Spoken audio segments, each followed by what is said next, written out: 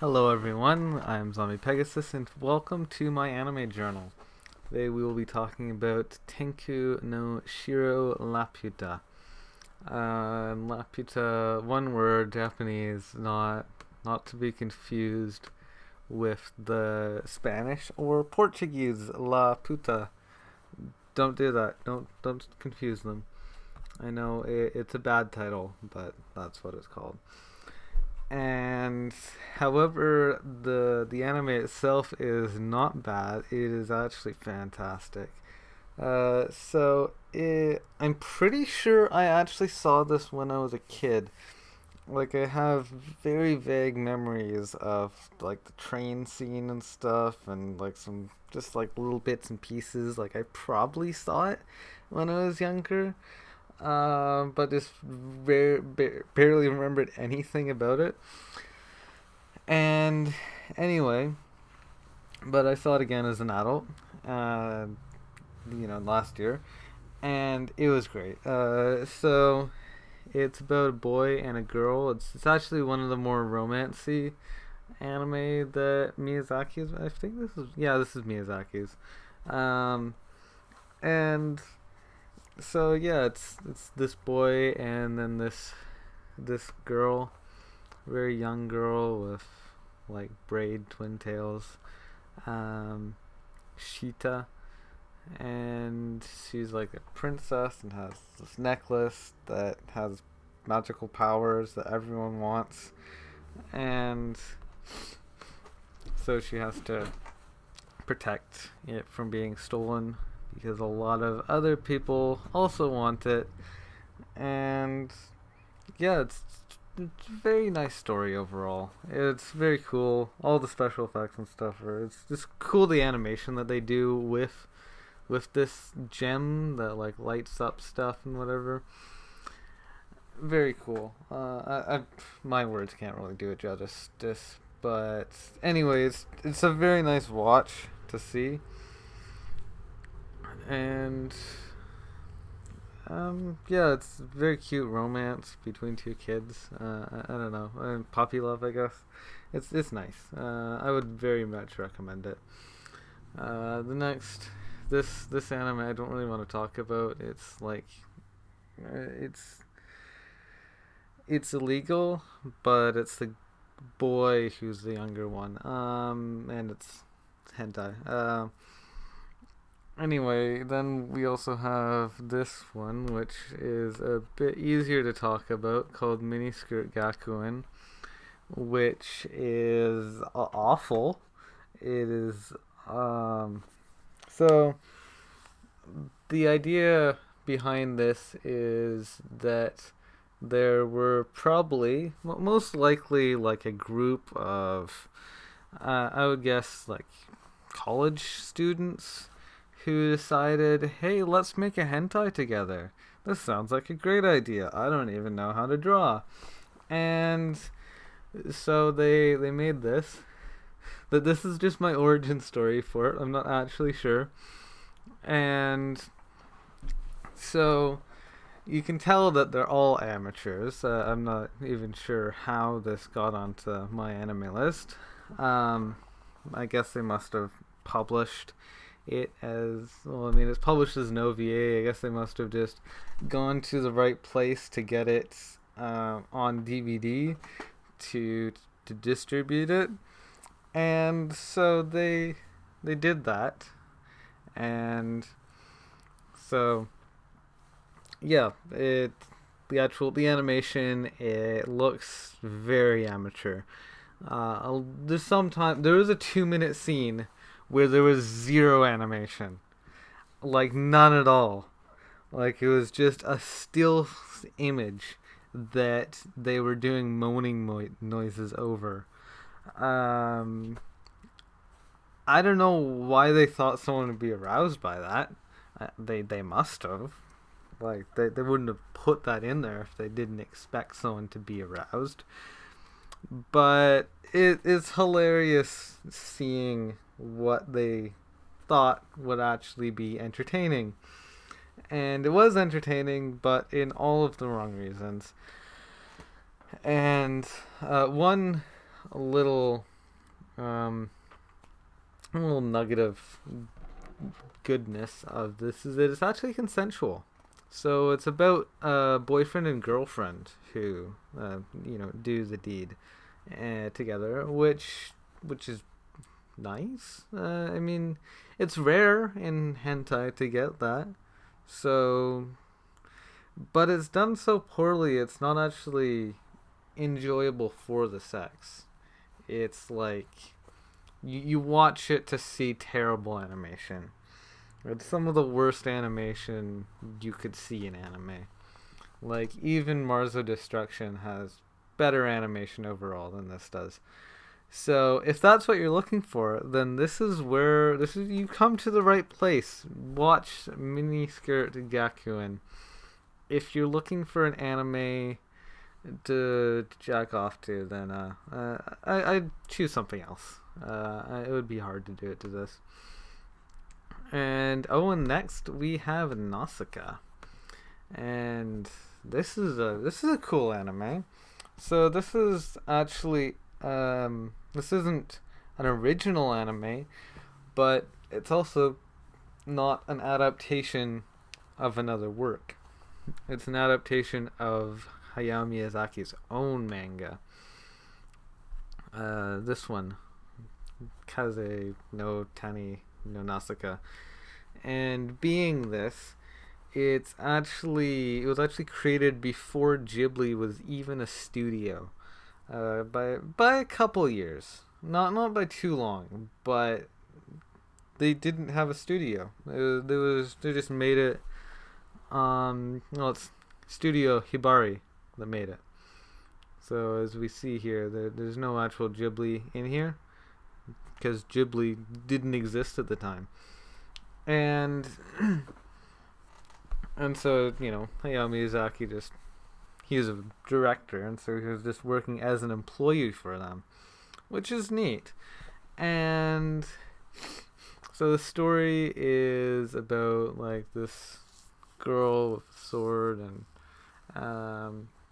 so it's an adventure type anime. It actually, compared to the manga, I think it only adapts the first couple volumes, especially when you consider that this came out in 1984 and the manga didn't stop until 1994. So yeah, it was only like the first little bit of the story, but it's still super cool. We get to see a lot of neat adventure stuff. It's very well animated, as you'd expect for Ghibli. It's with Ghibli films, like the stories are cool. It's usually adventure based, which is always nice, but the animation is always super good. And also there's a lot of cool scenes in it, a lot of good characters. Anyway, and then next we have Renai Saiban, which is a music video. I don't remember too much about it. We could probably look it up. Let's jog my memory.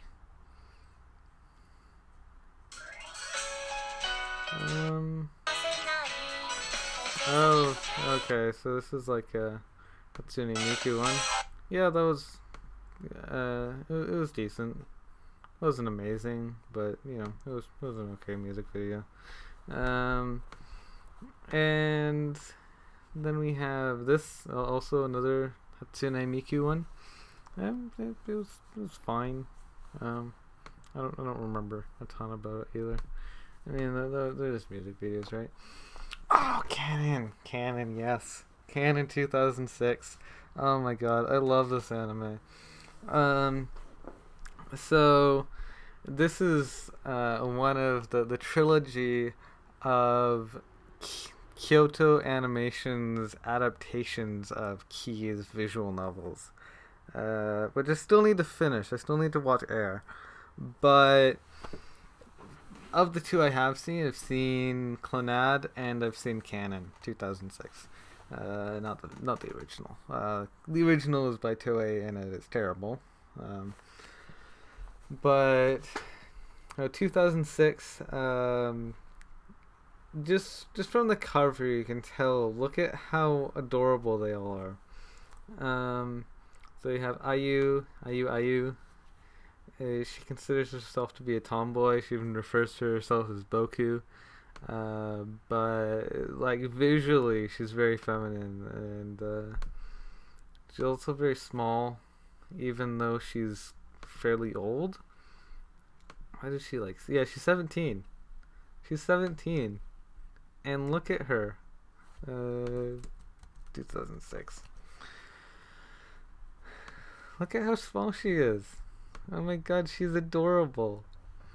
And I mean, so her being 17, it doesn't just mean like, I mean, it's still not 18 yet, but this guy's also 17, so it means they're like the same age. It's very cute, and so there's also Makoto, and she's also adorable, and she's like kind of like the tsundere of the group, and you know, she has her nice twin tails and stuff, and I can't remember if she had like everything about the but yeah, she has twin tails. She's adorable. She has gets angry all the time. Kind of doesn't want the boy to know she likes him and that kind of stuff. It's not really a harem. It's well, it feels more love triangle. It's I don't want it to be a harem. That's really what it comes down to. It's such a wonderful anime. I don't want the disgusting tag of harem to be slapped onto it, even if I know that it might deserve it. But yeah, anyway, it's a wonderful anime. Just like all of Key's anime, it's quite sad in the end. Like, there's a lot of emotional stuff. If you like that, then this would be a good choice. Also, you know, yeah, just like drama kind of stuff, drama, romance, very wonderful. I don't want to spoil anything. But I think compared to Clannad, I actually prefer this. It's similar, but it doesn't take a long time to get good. It's like you start the first episode and all of the girls are adorable. It's all very cool. It's like, you know, this guy goes into the house of this, was it his cousin? I think so. Maybe childhood friend, but anyway, he starts living in a different house and with a bunch of cute girls. Like, even the mom is kind of cute, and they do stuff together, and it's all nice just from the beginning. You just start episode 1 and it's already enjoyable. Whereas Clannad, I say it takes like 35 episodes to get good, because it literally takes that long before anything interesting starts to happen. And whereas this is like right out the door, awesome stuff is happening. You don't have to wait at all. You just go right into it. It's 24 episodes, and all of them, every one of those episodes is good. There wasn't. If I was to be given the task to pick one episode out of Kanon 2006 that would be deleted from history, I don't know if I could pick one. They were all wonderful. So yes, very much recommend, especially for Clannad fans, or Key fans, or even just KyoAni fans. I mean, it's KyoAni's cuteness, right?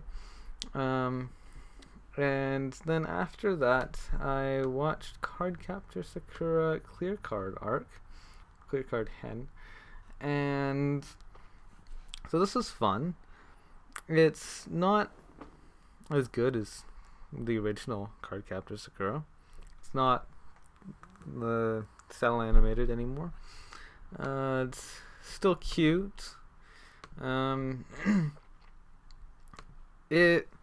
I mean, the original Cardcaptor Sakura story was there's a bunch of cards.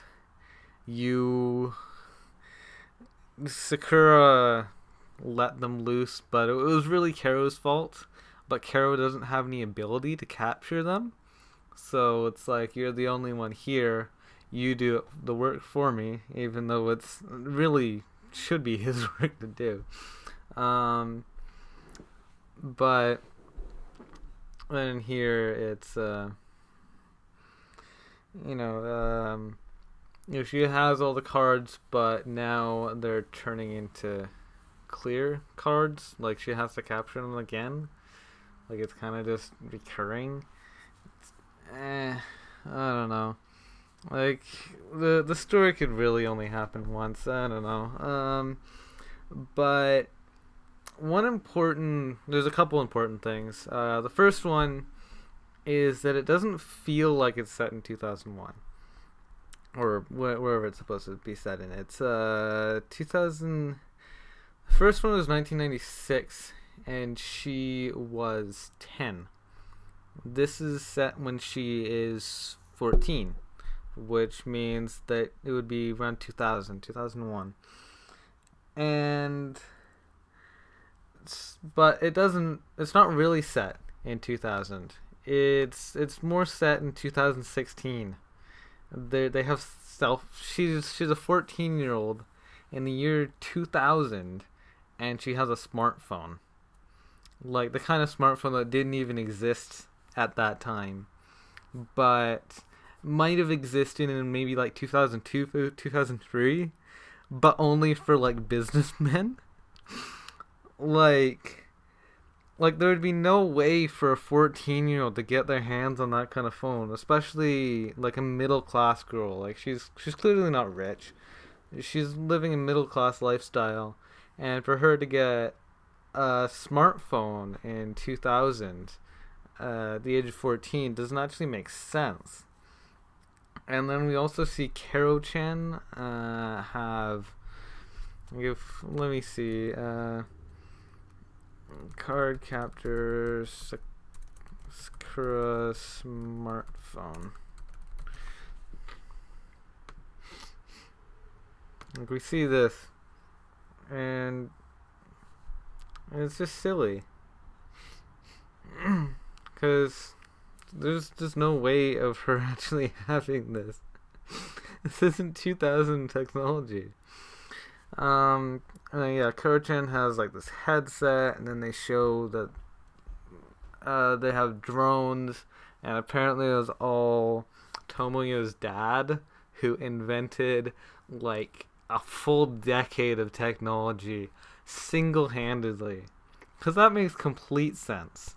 To just be like, oh, I'm just gonna go off and invent a decade's worth of technology. Don't mind me, I'll be a week. Like, how does that work? Yeah, but I mean, complaining aside, it's nice to see Sakura again. She's still cute. She has this nice pink outfit, man. It's so pretty. We still have Shaolin. And all the girls. It's the art style. It's more modern. I really like the old style. This one, it feels clean. It feels like as good as they could do with modern animation. It doesn't feel wrong. It doesn't feel unsakura. It feels true to what they look like, but at the same time, I still would have preferred cell animation. Yeah, if you're a longtime fan of Cardcaptor Sakura, or if you just like watched it as a kid and forgot about it, and but you want to see more of it now, it would be a good idea.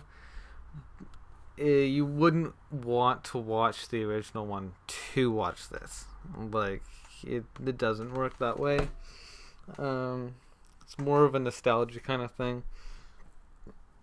But yeah, at least we got a decent amount. It's not like one episode or something. But I know there's some, say like, so D Gray Man, where it was like 110 episodes, or it was like, yeah, over 100 episodes, and then they made a sequel that was only 13 episodes, and it's like, oh boy, wow, how wonderful. So the next one is Stop Hibari-kun, and this is actually one of the very first trap anime in all of anime history. So, Trap, this is a boy. In fact, he's not just any boy.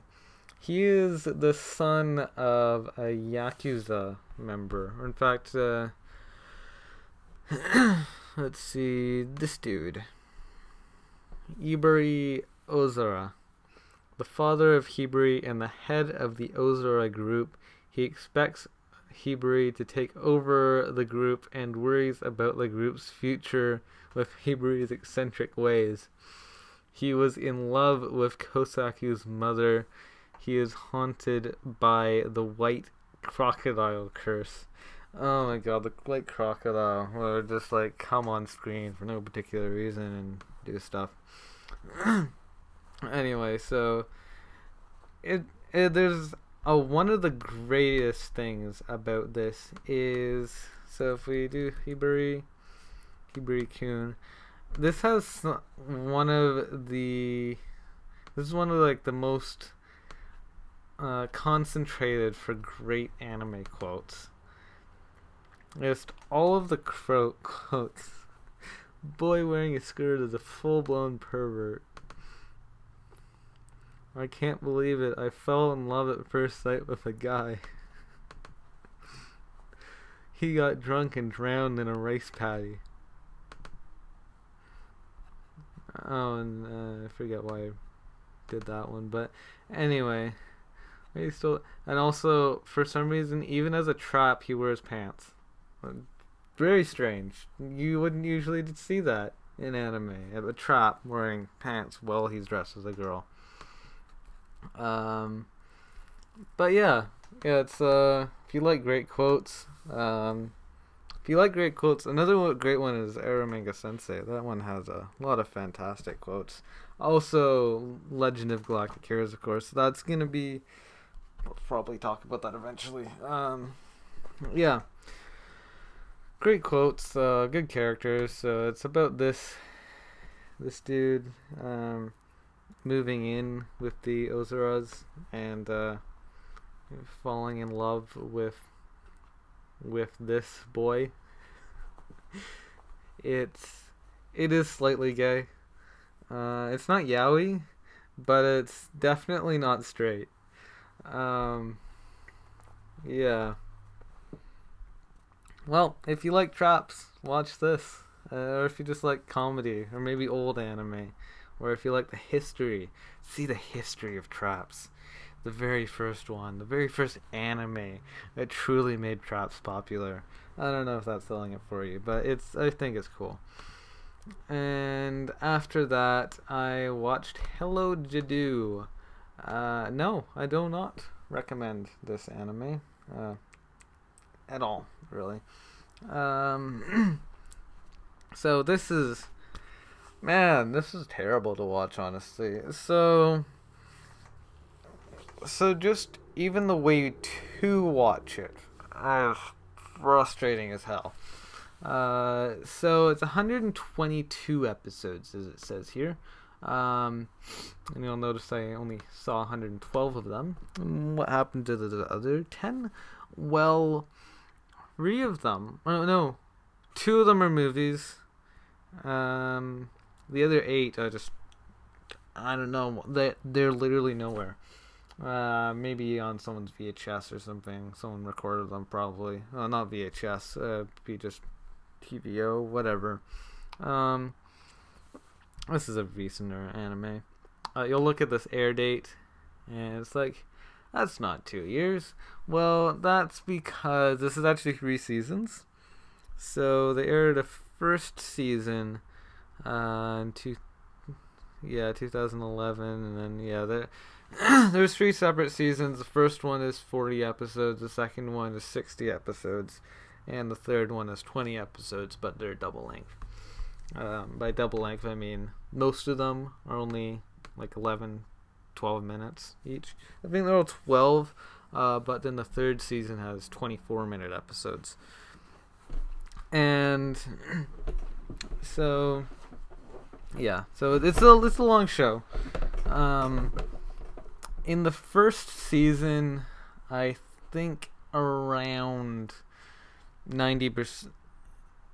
No, not even. No, maybe 80-85% of the episodes were subtitled. Most of them, but not all. The second season, all 60 episodes were subtitled, which is fantastic. I mean, the first 100 episodes. Oh, no. Was it 100? No, I think it might have gone up to 80 or something like that. So like the first 80, pretty much all of them are subtitled. But after you get through those, none of the rest are. I just have to watch them in Raw, which is Korean, which you probably don't understand. I wouldn't imagine you would understand Korean. And so you get into those like Raw Korean episodes, but at a certain point, it just cuts out. There's just no way to find them. And so we see, couldn't find episode 95 or 114 to 120. That's a problem. So like the whole rest of it. But in terms of the content of the show, we have Jadu. We don't even have any characters there. So there's Jadu.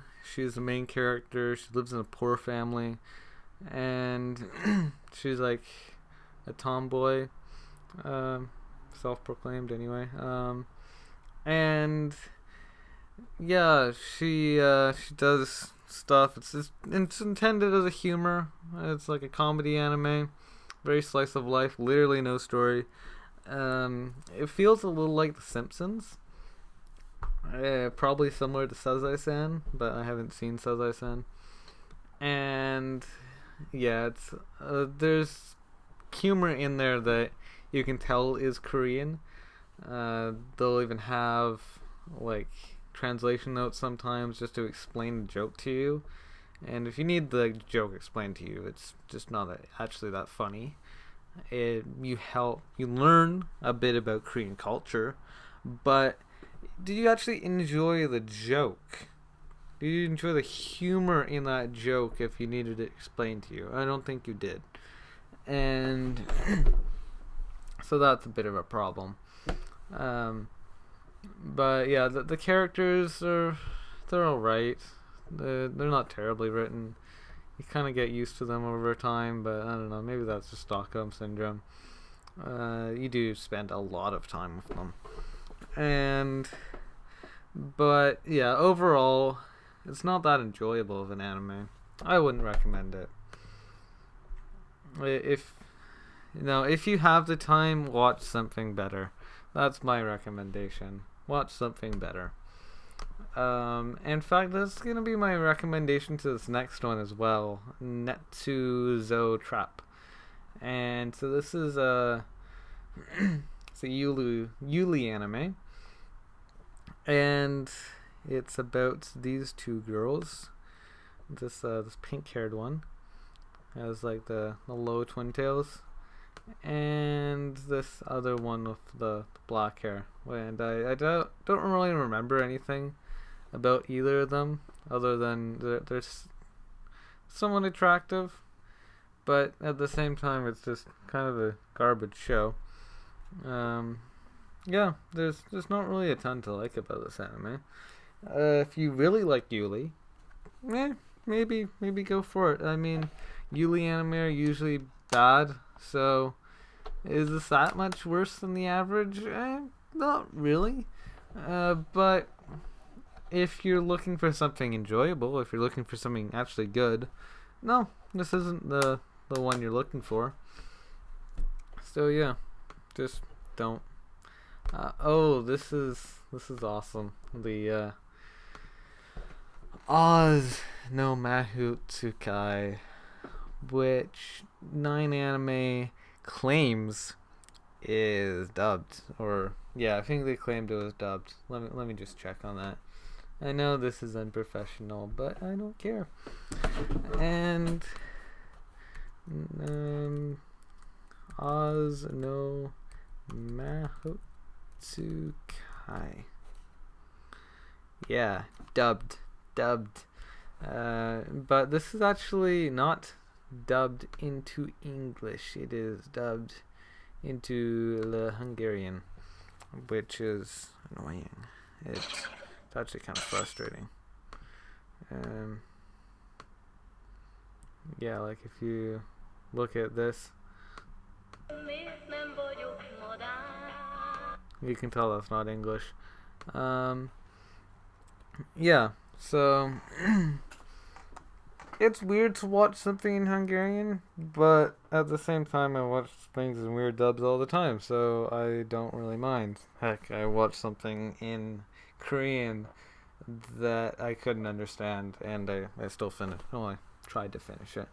But yeah, this is a movie. Obviously, it's The Wizard of Oz. I'm already familiar with that story, so it's kind of a recap for me. And so I don't really need to understand the words because I already know the story. But the important thing is, how does this fare compared to the other versions? Because why would you watch an anime version of something you've already seen a better version of? And the answer is not very well. It's not as good as like the most well-known movie version of it. It's kind of trash.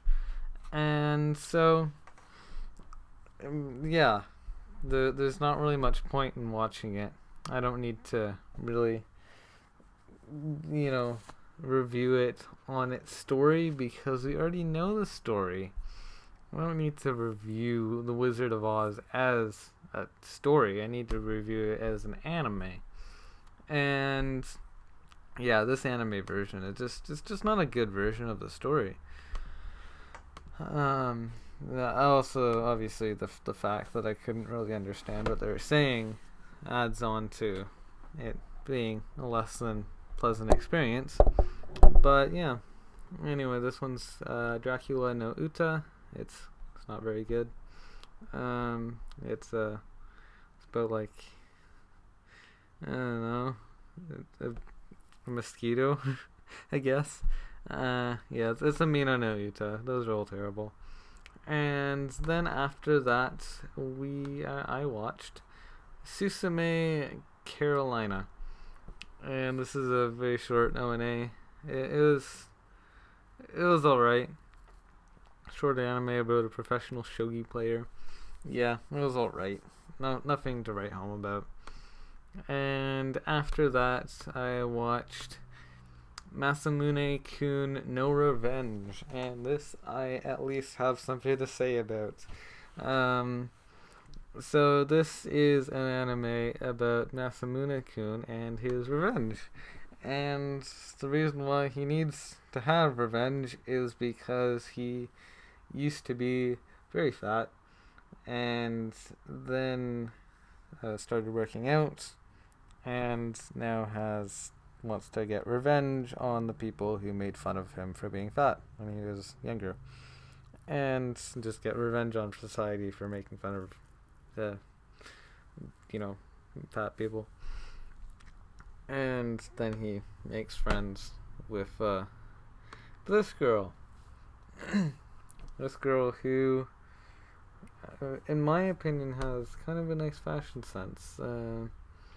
She has, like, as you can see on the cover, you see her thighs, like right there, like this little skirt and these nice tights, and also these low twin tails.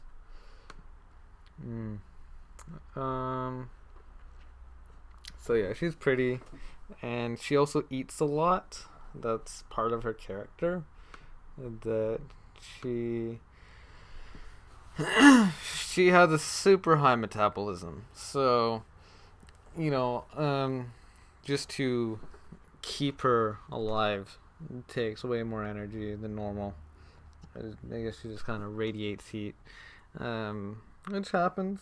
Some people just take more energy to exist than other people do, and so every day she gets like, I think it's like 4 yakisoba pans or something like that.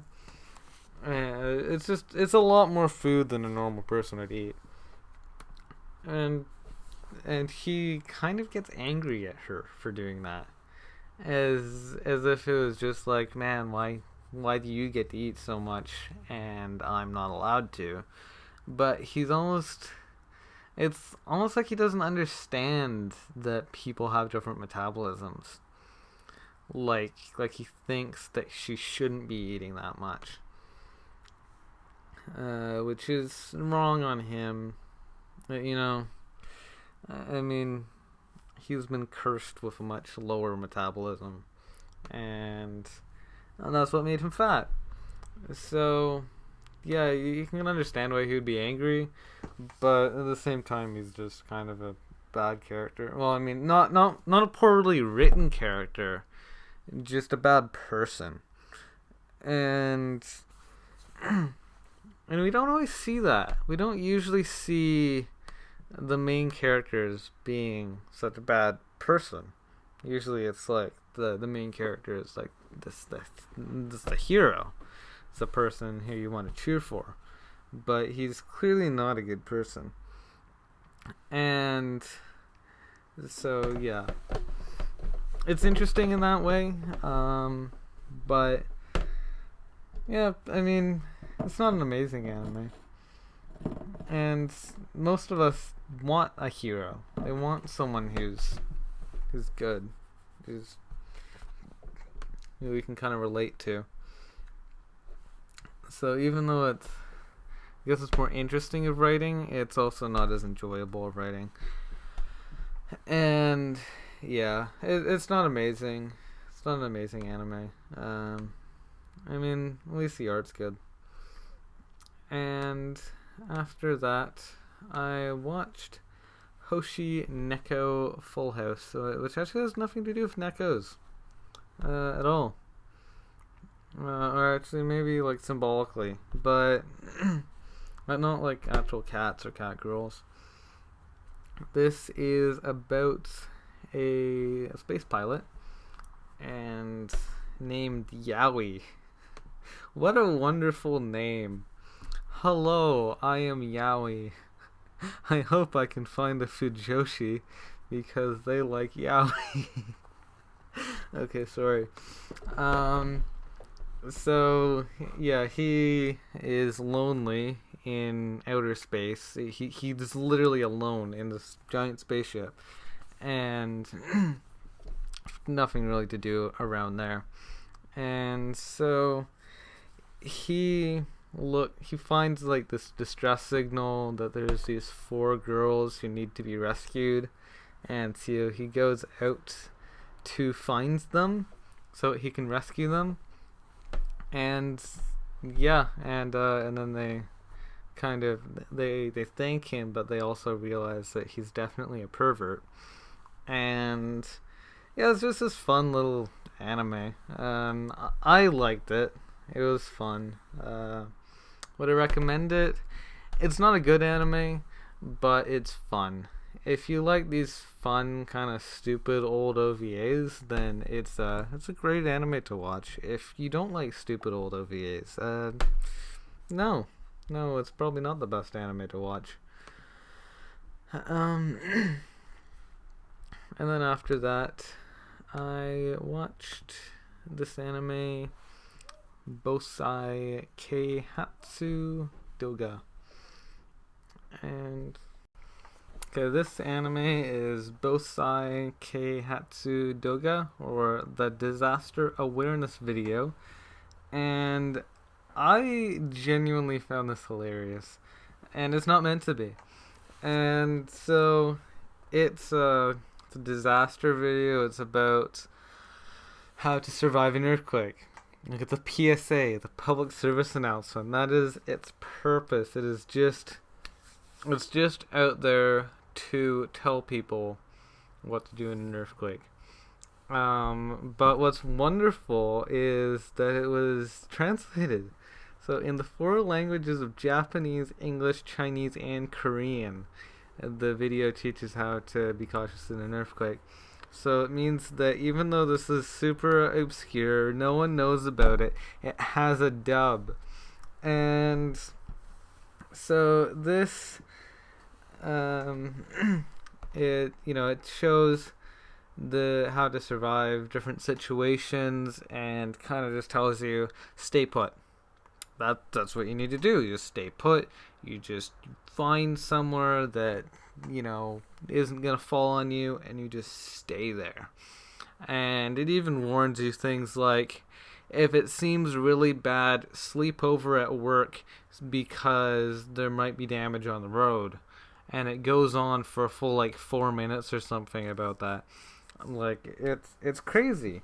And this is 2 episodes, 6 minutes each. And I know it seems like the kind of stuff that you would be tortured with in certain situations, and it is meant to be torture, but it's still kind of hilarious.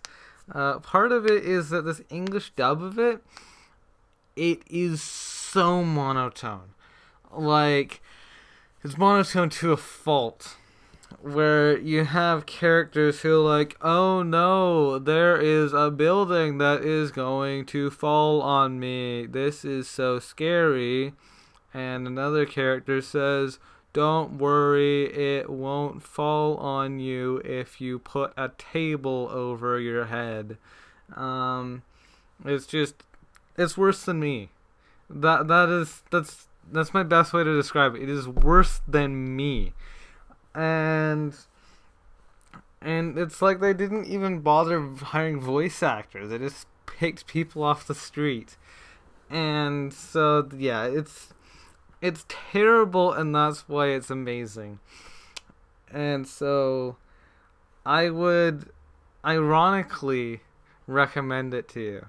I wouldn't say unironically, because it's an ironic recommendation. It's terrible, but it's hilarious.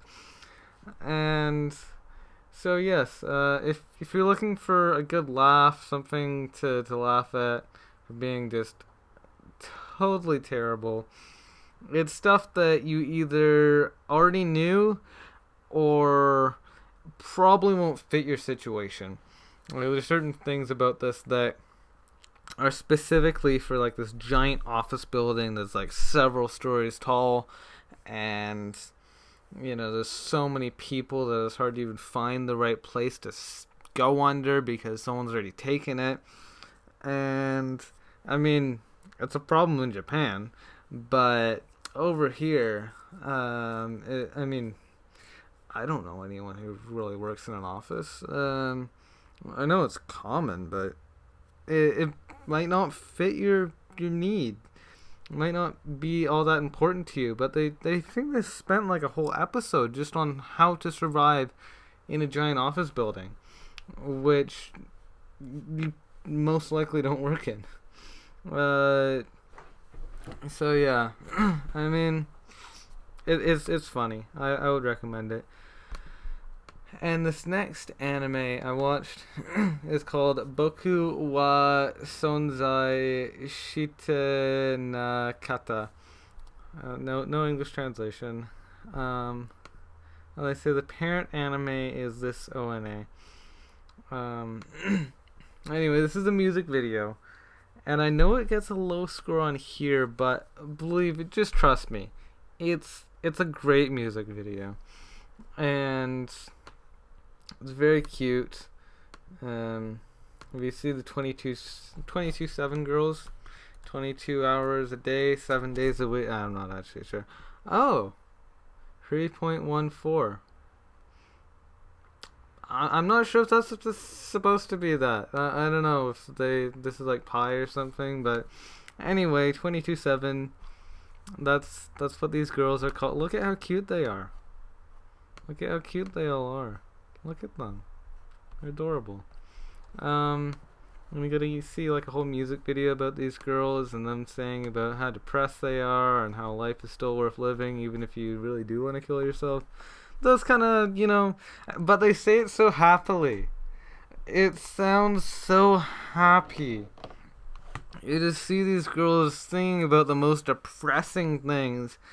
At least the subtitles tell you that what they're saying about is extremely depressing. But you can't understand that. And they're saying it so happily. It's wonderful. And the animation, it's kind of like 3D animation, but it's actually really good 3D animation. So, yeah, definitely, I do recommend that one. And after that, I watched Devilman Crybaby, which is very good.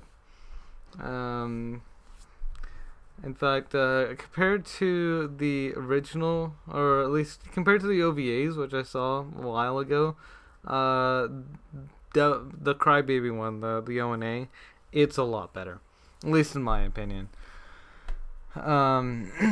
So it's, in fact, the first episode, the first like 24-minute episode, 25-minute, actually fully summarizes like both of these OVAs. Like, it just zooms through them. It's like, you've already seen this, let's just get through it. Now obviously it means it's not as humorous as them, but it's not meant to be humorous. This is meant to be serious, and it really is. It's very serious. So if you want a humorous version of the same story, then watch the OVAs. But if you want a serious take on this, Devilman Crybaby is actually a great take on this story. I haven't read the manga. I'm sure it's better, but this ONA version, it's very good. And so it's about this guy, Kira, and he's the Devilman. And then he has his friend Ryo, who is a scientist who is experimenting on Akira. And obviously running dangerous scientific experiments on your friend is kind of not really what friends do. But yeah, that's still what happens. And yeah, and you get into the new... It's such an intense story that I feel like saying really much of anything about it, especially the interesting parts, would be spoilers. So I'll refrain from saying anything important. But the most important thing is that I definitely fully recommend you watch this, especially if you're into gore, to like psychological terror kind of stuff. Very psychological, philosophical as well. Very good. Highly recommend. And after that, well, the last anime I watched on here was Pop Team Epic Kanon, which is just some terrible little 2-minute short. And yeah, I don't know, not the best place to end off the episode, but it is the place I'm gonna end off the episode. So thank you for watching. Hope to see you again next time, and goodbye.